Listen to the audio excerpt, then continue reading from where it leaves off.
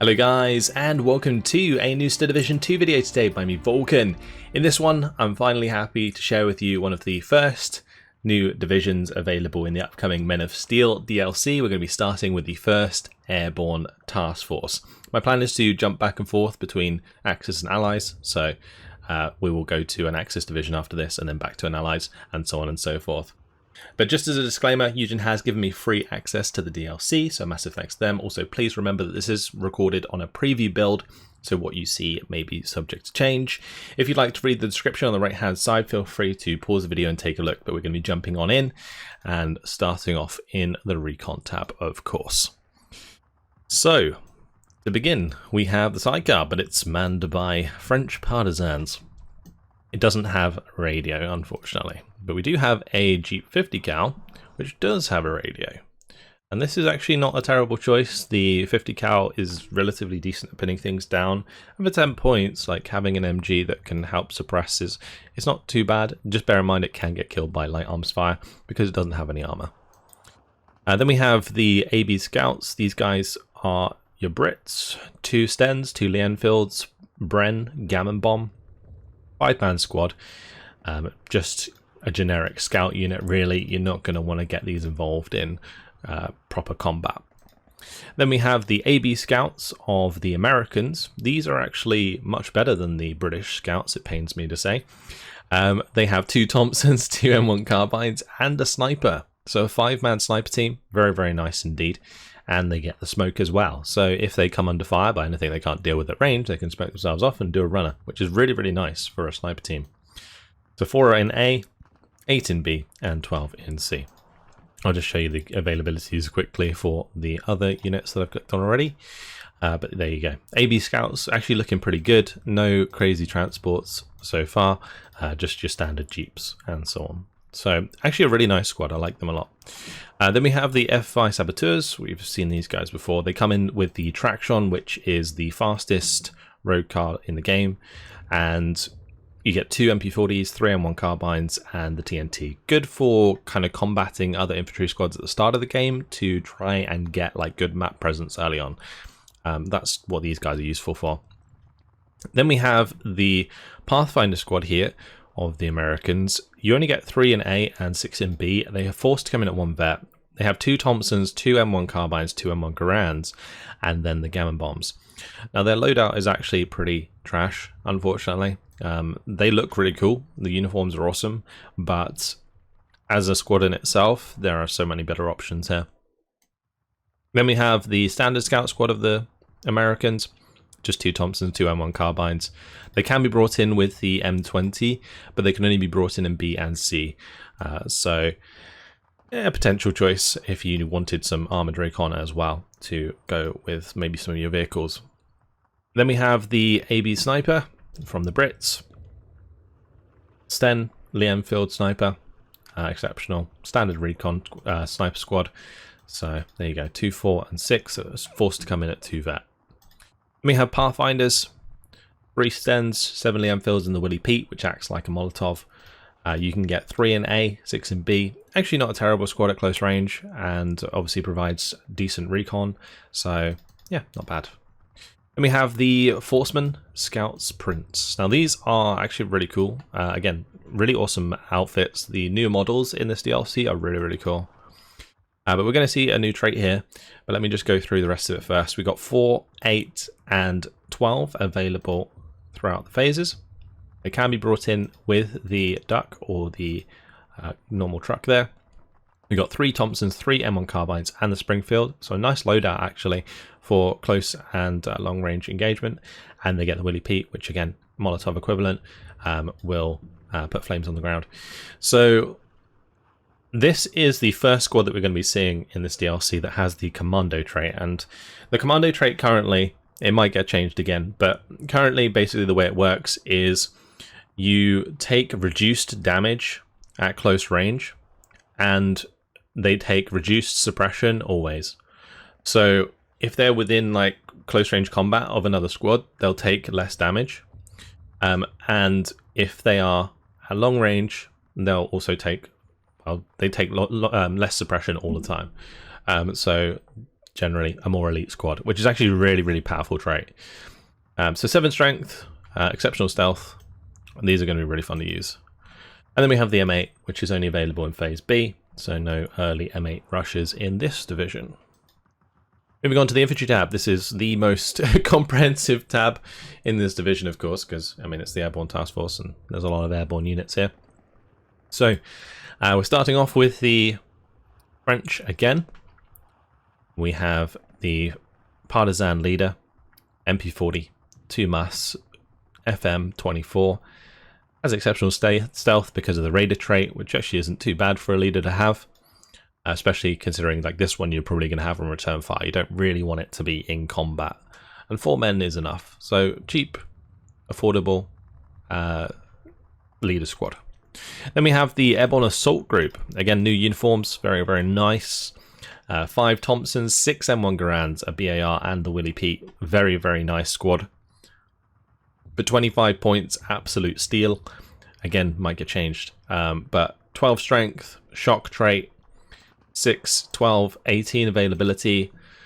Shock trait is the same as a commando trait without the reduced suppression, I think. So the shock trait basically reduces the damage they take at close range when they are in close range combat.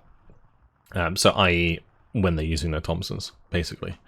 Otherwise, they are just going to be a standard squad at range. But really, really scary close range squad, honestly. Then we have the Airborne Demolition Group. These guys have 2 grease guns, the M1 carbine, and TNT and smoke. Another very strong close range infantry squad due to 12 strength. They don't have the shock trait though, so they do miss out on that. But a chunky TNT squad that will be able to trade quite well. It's just kind of a shame that they are so limited on availability. Then we have the Airborne Engineer Leader, 2 Thompsons, 2 M1 Garands, TNT. You've got 3 available in A, with 1 vet. Again, no crazy transports here. Pretty good leader squad because they're 5 strength, and they can trade at close range if they get found with the TNT, which is always nice. Airborne Engineer, the British engineers, Sten, Lee Enfield, Bren, TNT. Again, chunky enough to trade. 5 at 1 vet in Phase A and 10 in B. Coming with the CMP trucks. Seen those before in the 6th Airborne. Then we have the Airborne Engineers of the Americans. They have 3 Thompsons, 7 M1 Garands, and the M2 Flamethrower. And they do have the shock trait, which is very, very useful for a flamethrower team. Just allows them to beat back other flamethrower teams that maybe don't have the shock trait, or other close range infantry, maybe with Molotovs and stuff that again that doesn't have the shock trait. You can kind of survive it a lot better because you have that like damage reduction at close range, which is very, very nice. So then we have 6 in A, 9 in B, 3 Thompsons, 7 M1 Garands, Raider trait, which puts them to very good stealth. Airborne Leader, we've got 3 available in A, 6 in B, 9 in C. A reasonable leader squad. Unfortunately, like the layout of their weapons isn't too great. Like 2 Stens, 2 Lee Enfields, gammon bombs. They don't really have anything to do with infantry at close range. This isn't really going to be used too often. So I'd rather have smoke here or like a TNT. Like that would just be better for the leader, but they're okay. Airborne Leader for the Americans, 2 Thompsons, 2 M1 carbines, M1 Garand, and smoke grenade. There you go. Just the better variant of the British one. Once again, it makes me sad. 3, 6, and 9. No crazy transports for them. All right, moving down, you can see we still have a lot to go here. Airborne Powders with the Piat. Classic, same as before. 2 Stens, 6 Lee Enfields, 2 Brens, Piat. And yeah, pretty standard stuff. Then we have the Airborne Rifles of the Americans. 25 points, 6, 12, and 18 availability. 2 Thompsons, 9 M1 Garands, 30 cal bazooka, 12-man squad. Pretty good sort of mid-range squad. For 25 points, like, they have a decent amount of firepower, to be honest, and the fact they come in at 1 vet, you can be able to push them to 3 vet with leader commander, so they could be pretty decent. Then we have the chasseur para of the French. 2 Thompsons, 3 M1 carbines, 6 M1 Garands, and the Browning 30 cal. 12-man squad with a Raider trait. 9 available in A, 18 available in B.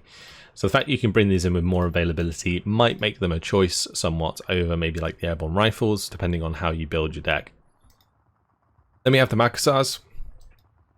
These guys have 3 Stens, 8 cars, the FM and the Molotov, 9, 18, 27 availability, come in the DMA, seen these boys before.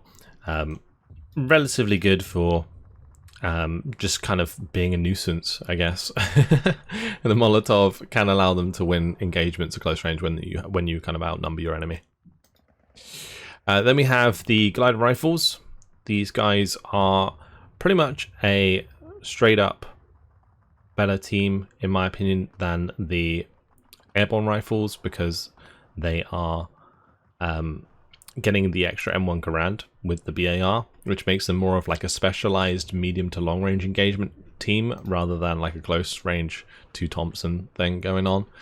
But these get 9, 18 and 27 availability, and again you can bring them at lower vet, which is also nice for availability in this case. Then we have the Airborne Paras of the Brits. Now these have been changed.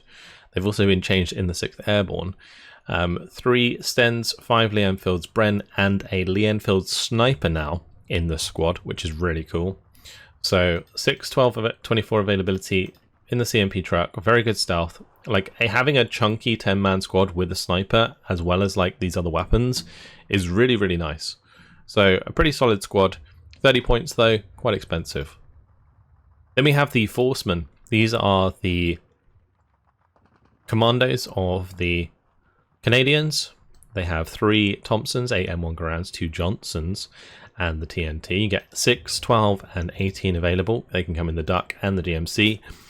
A commando trait, once again, meaning they take reduced damage at close range, and they also take reduced suppression at all ranges. Strength of 13 makes this a very, very scary squad at close range. The Johnson is also classed as an automatic rifle, so it can fire within 100 meters, meaning that all of the weapons will fire at close range plus the TNT, which is very, very scary indeed. Much, much better specialized squad than the AB Palace for the price. Then we have the Forceman Leader, which comes with 3 M1 carbines, the M1 bazooka, and the smoke grenade. Again, have the commando trait, which is cool. Exceptional stealth, but since they only have 3 men in the squad, there are better leader options in my opinion. Then we have the Rifles Late, which are already available in the 3rd US, I believe. You can get the Thompson M1A1, the M1 Garands, and 2 BARs, making them pretty good at engaging at mid to long range. Otherwise, at close ranges, they're going to get overrun by more specialized close range infantry. Only available in Phase C. Forcemen, BAR. These guys are another 13-man Forceman squad. You get 6 in A, 12 in B, 18 in C, with Duck and GMC as their transports. Grease gun, M1 Garands, BARs, bazooka. They do get 2 BARs, so they are able to engage much better at longer range than the standard Forceman. Although the Johnson is still very good, it does get that extra accuracy. So this is going to be your more specialized mid to long range engagement tool if you're going to bring the Forceman, and yeah, not bad. 35 points though is very expensive for what they are. And then finally we have the Rifle Leader available in Phase C, which has that sniper and bazooka combo. 2 Thompsons, M1 Garand, 8-man squad. A very decent leader, but very expensive and not normally used, honestly. Let's move on to the tank tab. Right, we've got the M5A1, going to be the first tank. It comes in at Phase B only. You get 16 at no vet. Does have the 330 cals, 37mm gun with 70mm of penetration. Good for taking out enemy light armor. Then we have the M4A1. decent medium tank for supporting against enemy infantry and support weapons. Can obviously take out enemy armor, but you are going to want to micro them to make sure that they're not like just sitting out in a field, otherwise they're just going to get destroyed. But this is the leader variant of the M4A1, 75mm gun, 50 cal, 230 cals, 90 mils of front armor, and relatively slow, 31 km/h off-road speed. Then we have the M4A1, the standard M4A1 as well, which is again same stats, just without the radio. Let's move on to the support tab. We have the 2-inch mortar, the British 2-inch mortar to begin with, which is, it's okay, 15 points, can be used quite effectively if you have the ability to micro them. Otherwise, a lot of people avoid them because of that fact. You need to be very much on point with your micro in order to get good use of these. Then we have the supply. You get Jeep supply. You can get phase A and B cards, 4 in A, 8 in B. Then we have the Airborne, American Airborne 30 cal team with 4 strength, Raider trait, makes them exceptional stealth, which is actually not too bad. But yeah, there you go. 4, 8 and 16. Then we have Airborne Vickers HMG. Again, Raider trait, puts them exceptional stealth. 25 points, 5 available in A, 10 available in B, standard machine gun stuff going on. Then we have the MG34, which has that beautiful 1,250 meter range. Definitely going to be a good choice in the early game over the other two, because these both only have 1,000 meters, and that extra range, plus obviously it being an MG34, makes a big difference. Then we have the M1A1 pack with British crew. 4 available in A, 8 available in B, and 12 in C. It does come with the heat rounds, which have 90mm of penetration, only 30% accuracy though, making it a bit of a derp gun. And then we have the HE shells, which are 1,500 meter range. Then we have the 50 cal of the Americans with the Raider trait once again. This is actually a pretty good machine gun now, so definitely something to consider. 4 available in A, 12 in B. Oh, sorry, 8 in B and 12 in C. Then we have supply trucks available in B and C. And then there's the M4105. Now, this isn't the variant with the heat rounds, so it's primarily there to take on enemy infantry and support weapons. It does have 2,000 meter range, meaning it can fire position trick even the longest range AT and such. 50 cal, 230 cals. 4 available in B, 8 available in C. Airborne Jeep Commander, going to be one of your commander choices. There's also the Infantry Commander, which comes with 2 Stens, 2 Liam Fields, and the Gammon Bomb. And then you also have the M20 Commander with the 50 cal there. Best choice is probably going to be the infantry one. Then we move on to the anti-tank tab. We got British Piat teams. Piat's always unreliable. 50% accuracy. And then you can get A, you can get 6 of them, B, 12 of them, for 10 points. Spreading them out early on might work, but honestly it's unreliable at best when you can use the bazooka, of course, of the Americans. So 2 Thompsons with the bazooka, 6 available in A, 12 in B, and 18 in C. Honestly, both these squads are not going to be too useful in this deck, just because you get so many bazookas in the infantry tab. Then we have the Nisei 6-pounder. This is a fanatical 6-pounder with only AP shells. 2 available in A, 4 in B. Interesting unit, but there are better equivalents here. So we have, first of all, the American M1 gun, Airborne M1 gun, which comes with AP and HE shells, so it also fires HE shells. The other thing that makes this a lot better than the Nisei gun is it is Raider trait, which gives it exceptional stealth, which is a really, really good trait to have for an AT gun.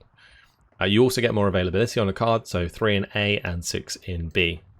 Then we have the Airborne British one, which again is better because it's more specialized. It has the APCR shells instead of the HE shells. So you got APCR and AP, and it also has a Raider trait. Again, 3 in A, 6 in B, 9 in C. Finally, we have M10s, which can come in from B and C. So you might have noticed throughout the deck so far that basically you have a lot of infantry early on, and then your armor kind of comes in a bit later on. But it's not really the best amount of armor, although you can get 2 cards of these M10s, which is quite nice. Let's move on to the anti-air, which is pretty much non-existent. We have the Hotchkiss. I think this is the only unit available in A. It's a double Hotchkiss unit. We have the M16 MGMC available from B and C. This is a quad 50 cal. Is going to be buffed, I believe, in this DLC, so should be more effective than it has been previously.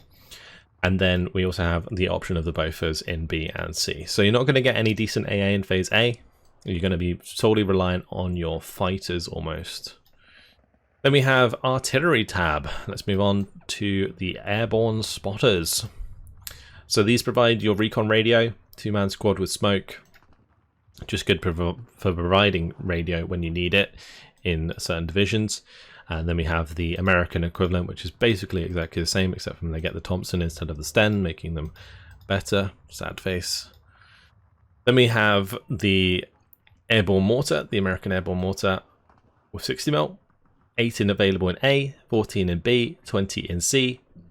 Decent unit for providing closer range mortar support to your infantry, and it's quite cheap to do so. They come with a decent amount of ammo, which is very, very nice. Then we have the Artillery Commander. The Artillery Commander now has had its trait changed, so basically it still provides the leadership that it did before to units surrounding it, but now it will also give radio to artillery units that are not mortars and rocket units that don't already have radio. It also will decrease the dispersion of artillery units that are not radio and rocket units as well.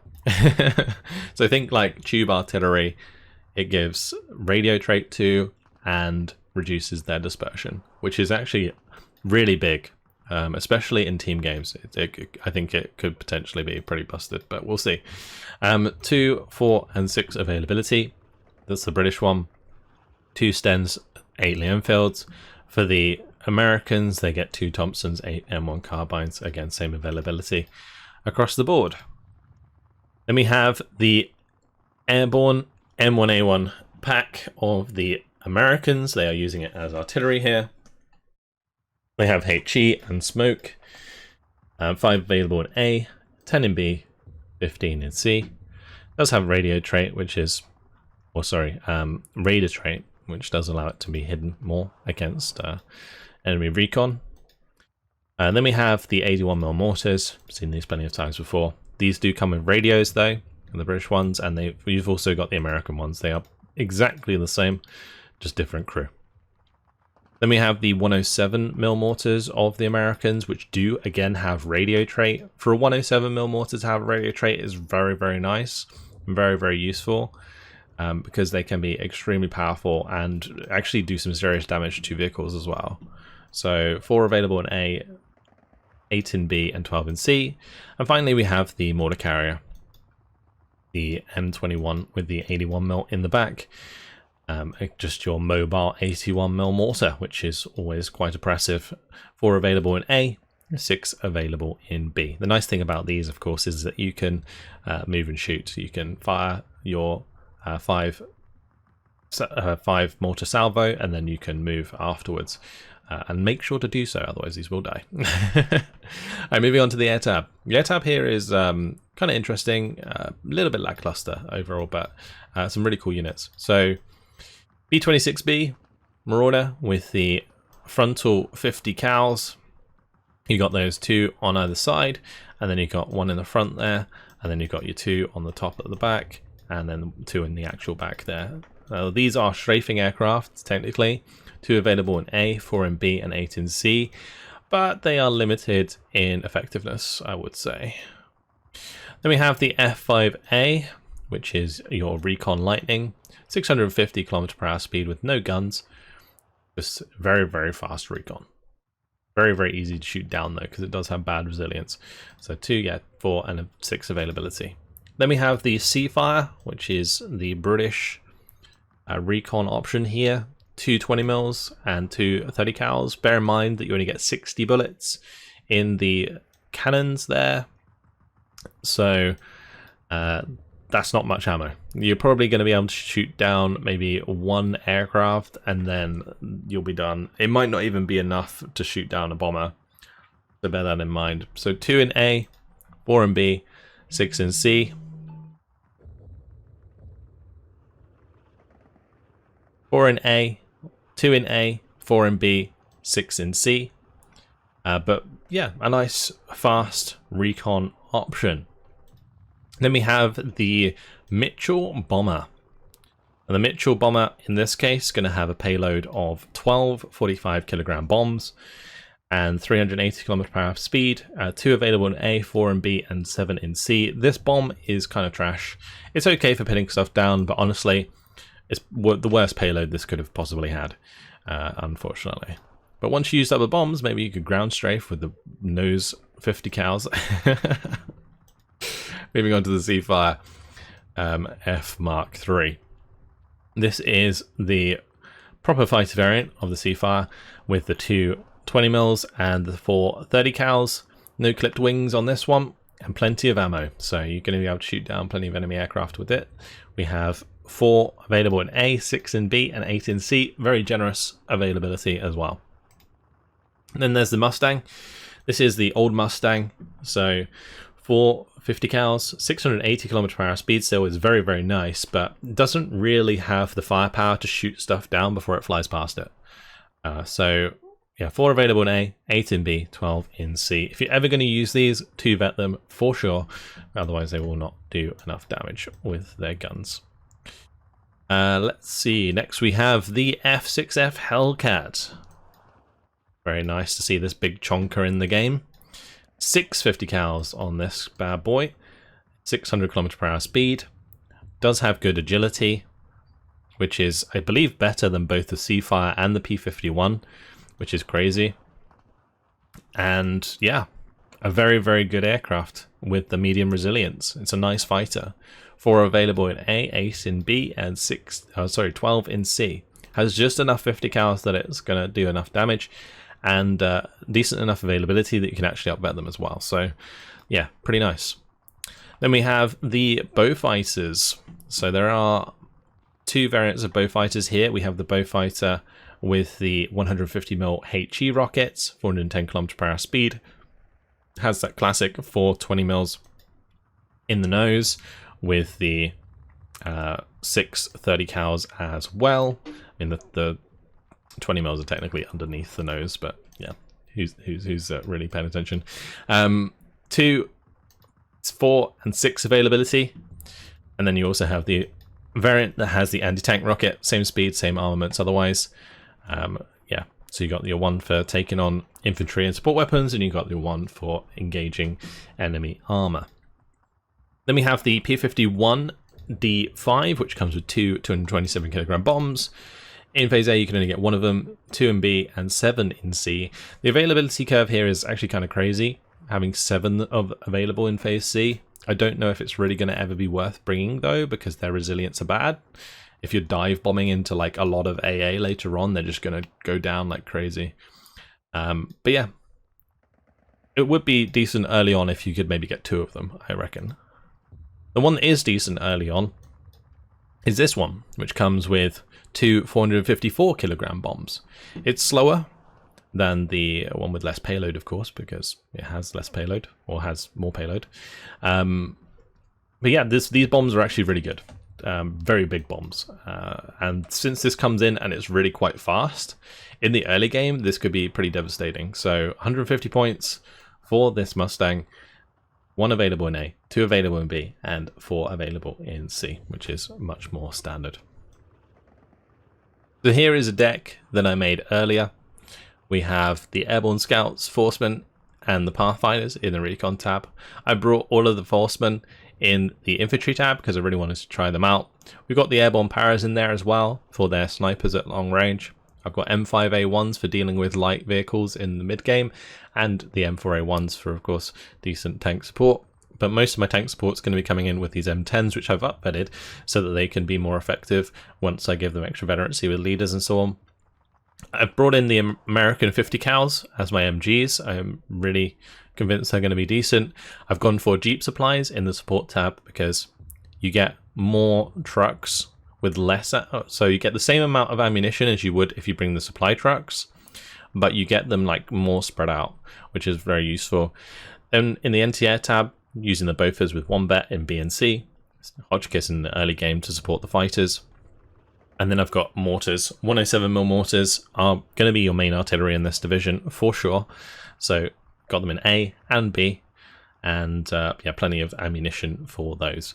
In the air tab, Seafire early on and the Hellcat should be enough to deal with air-to-air engagements. The Hellcat's coming in there with 2 vet, making them very, very effective with those 650 cals. Bow fighters in the early game to help with our lack of anti-armor. So whilst we do have bazookas and I've got a few AT guns, this is actually going to be something that's quite important for dealing with anything heavier. I've also got the big P-51 bomber with the 464, I think it is, kilogram bombs. Hellcats in B as well. Extra fighters, extra bow fighters, just in case the armor is getting a little overwhelming. But yeah, otherwise, a very cool deck. I think the infantry is looking very, very strong. And in towns and in close range combat in like tree lines and stuff, these are going to be super strong. Obviously, they're going to struggle out in the open, but maybe you can make the bow fighters work. If you can get the 107mm mortars to mortar down enemy AA every time you see it, then you can get your bow fighters to work quite well. That is probably how this division has to work out. But yeah, there you go. That's a look at the 1st Airborne Task Force. Hopefully you guys have enjoyed it. Thank you very much for watching, and I'll see you in the next video. Goodbye.